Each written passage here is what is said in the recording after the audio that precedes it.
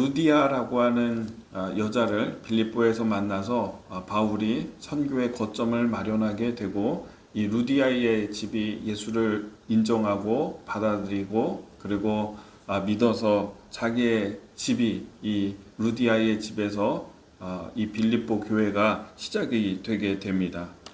그리고 이제 바울은 그 지역에서 복음을 전하기 위해서 여러 곳을 다니면서 전도를 하는데, 그런데 우리 말씀에 보면 16절에 우리가 기도하는 곳에 가다가 강가겠죠.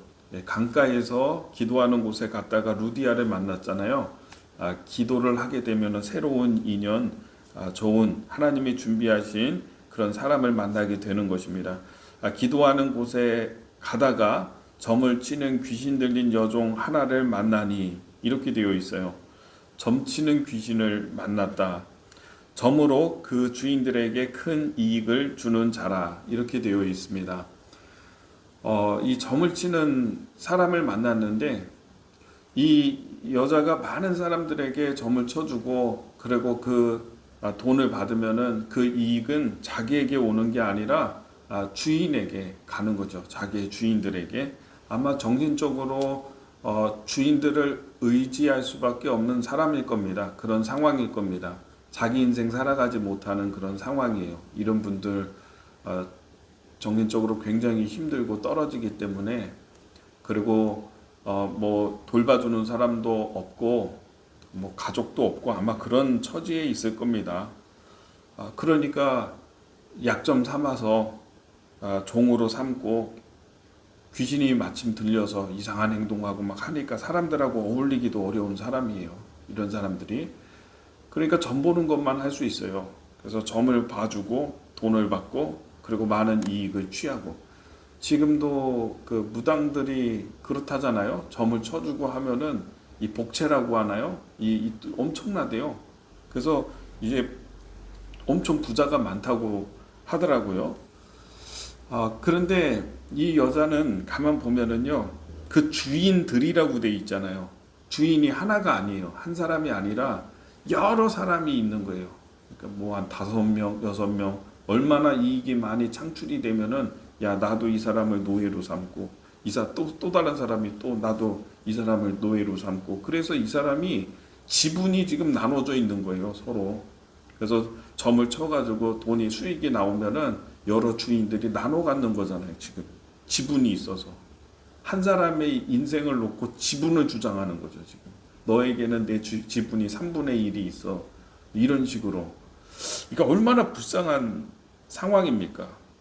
점을 계속 칠 수밖에 없어요. 그런데 점을 치는 게, 이 귀신이 들려서 점 치는 게, 이게 절대로 그 인생에게, 인격에게 좋은 일이 아닙니다. 이게.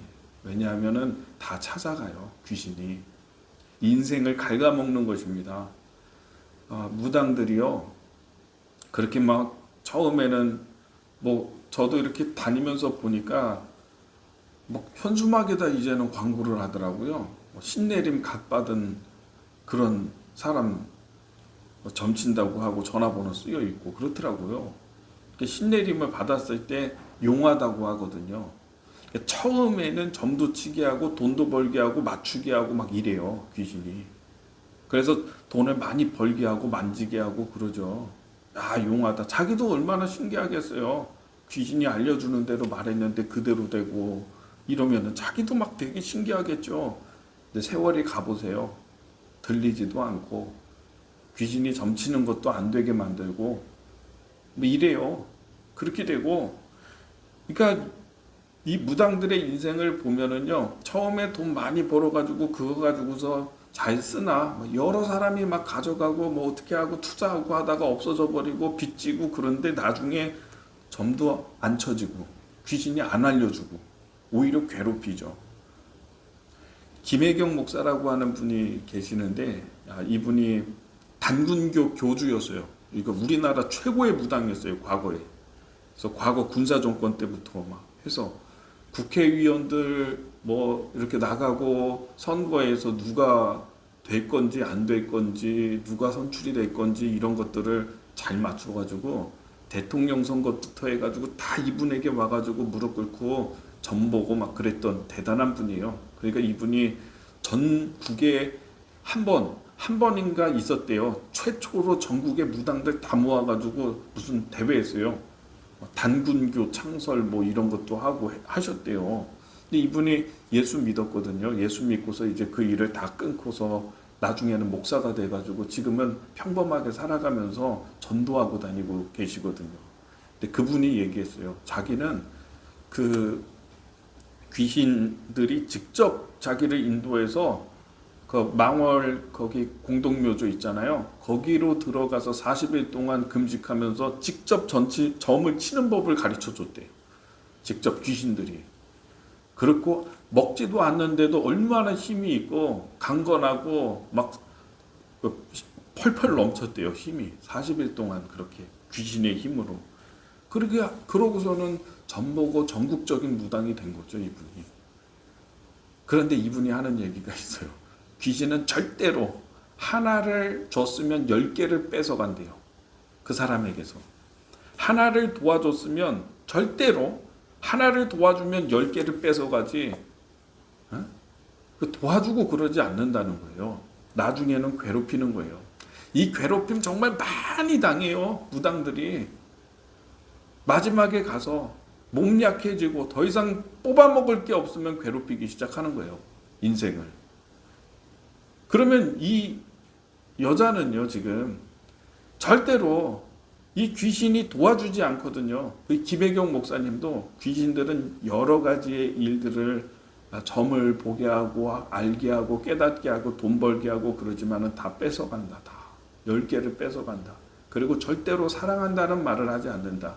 그런데 과거에 내가 믿었던 하나님, 청소년 시절에 교회 다녔는데 그때 자기를 찾아오신 하나님이 어느 날 찾아오셨다는 거예요. 그러면서 사랑하신다고 말씀하셨대요.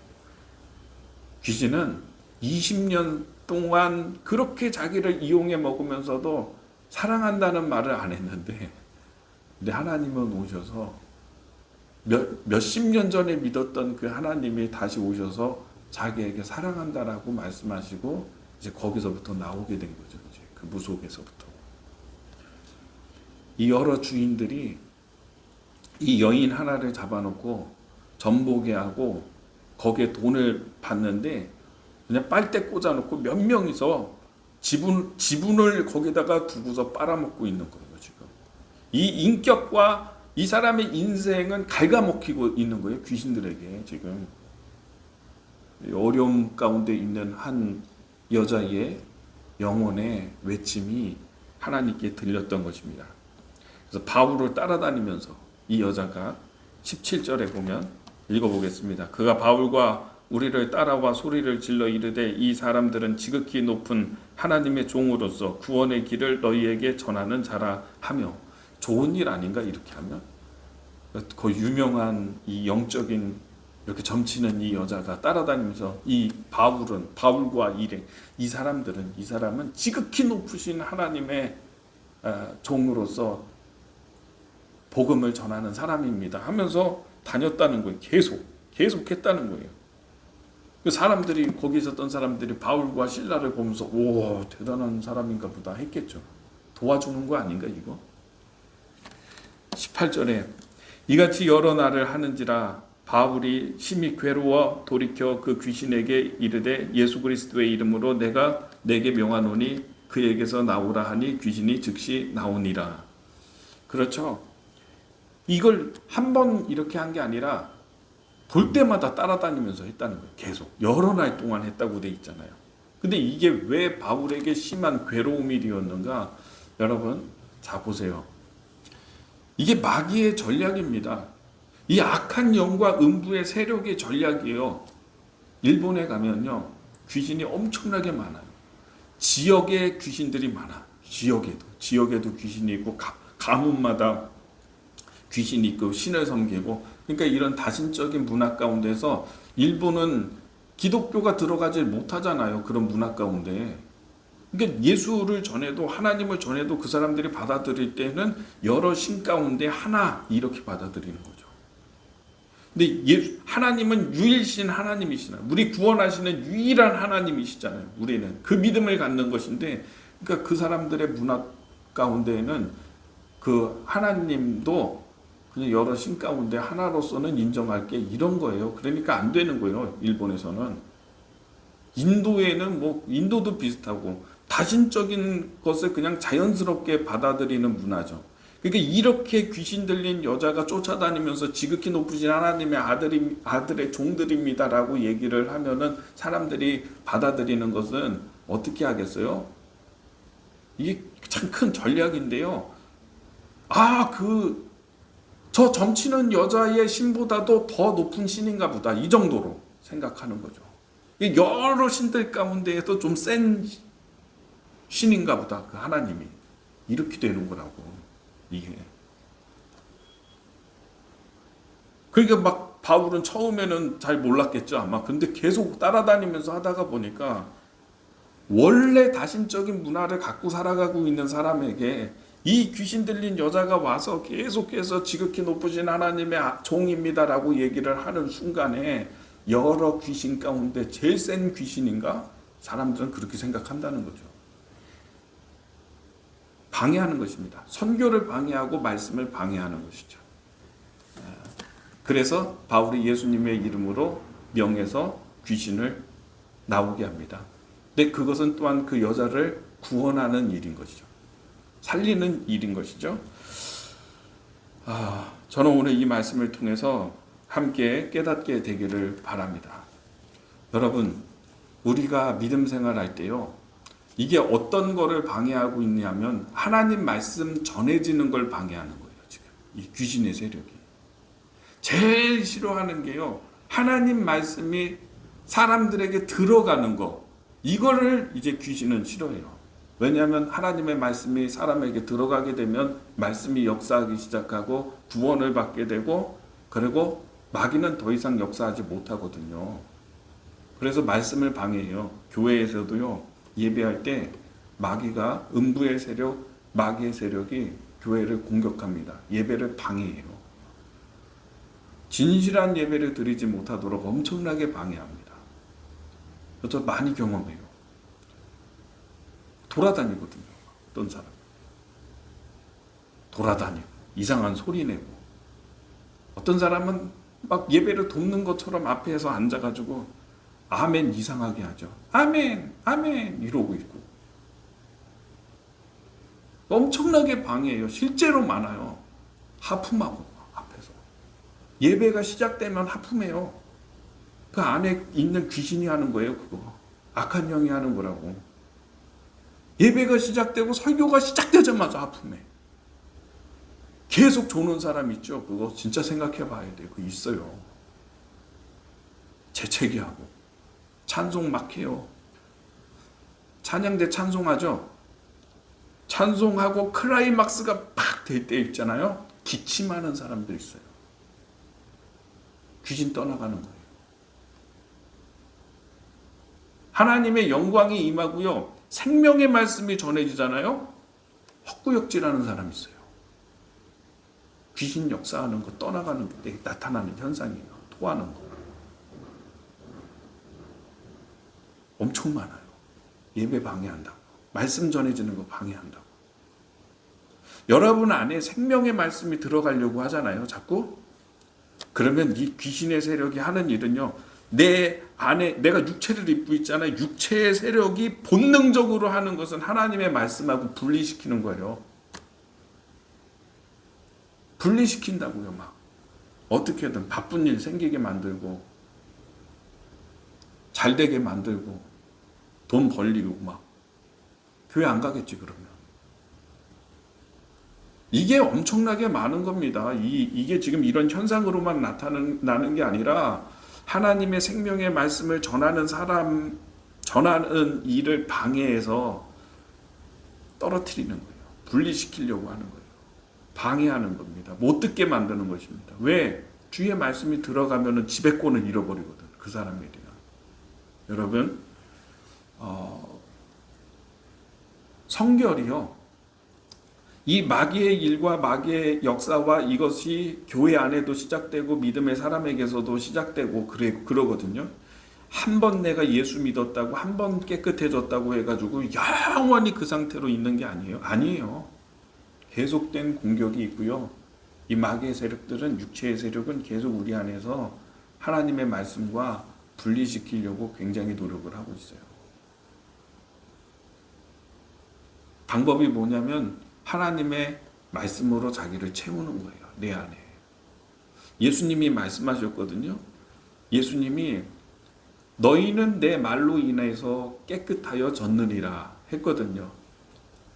가지가 열매를 많이 맺으면 아버지께서 기뻐하실 것이라. 열매를 맺지 못하는 가지는 찍혀서 던지어지게 된다. 그러나 너희들은, 제자들에게 내 말로 인해서 깨끗하여 졌느니라.